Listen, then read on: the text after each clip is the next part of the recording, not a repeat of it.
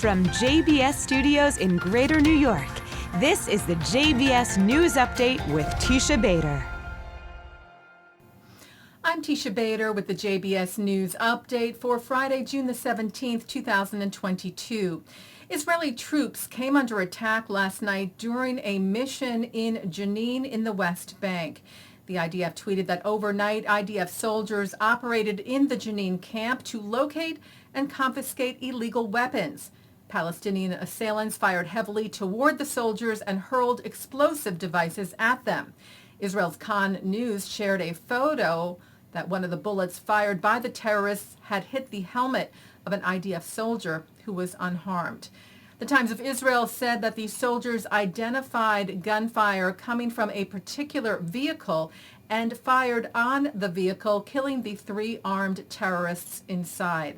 The IDF said that 2 M16 rifles, a Carlo submachine gun, loaded magazines, and a military vest were also found inside the vehicle.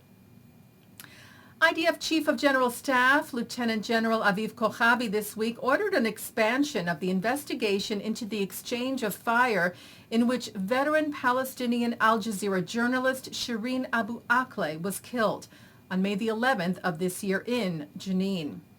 And the IDF is once again urging the Palestinian Authority to hand over the bullet that killed the journalist. The IDF released a statement today responding to biased investigations that have been presented in recent days, referring apparently there to Palestinian accusations that Israel deliberately targeted Abu Akleh, which the IDF firmly refutes and says without the bullet it is not possible to determine whether Abu Akleh was killed by a Palestinian gunman shooting indiscriminately in her area or inadvertently by an IDF soldier, adding the IDF regrets harm to non-combatants, including during exchanges of fire and active combat situations, and is heavily invested in maintaining the movement and freedom of the press.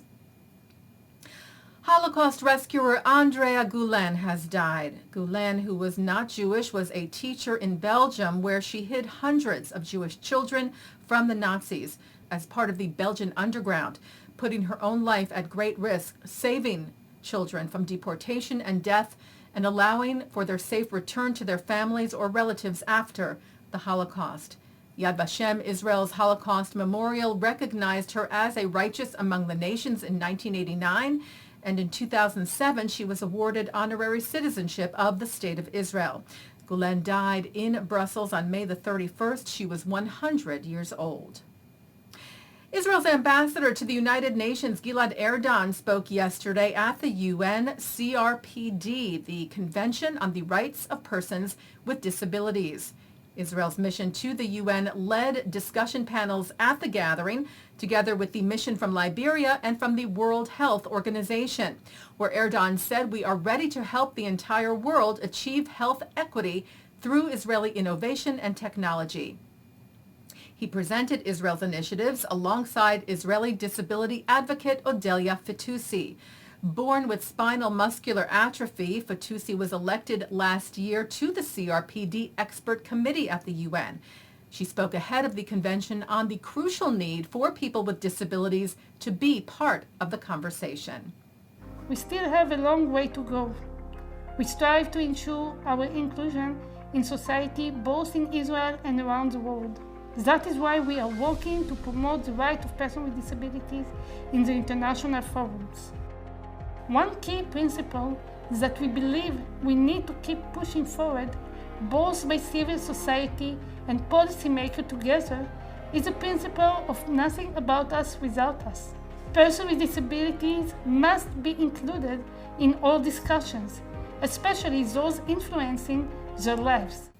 Well, Israeli Paralympic swimmer Ami Omer Dadaon, who has cerebral palsy, won gold and broke a world record last night at the Paralympic World Championships in Portugal in the 50-meter freestyle. Paralympic.org News cited Dadaon saying, "I finally succeed to have my first world record.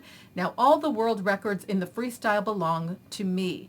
He said it was a really tough race. I prepared to this, and I feel it was really at a hard pace.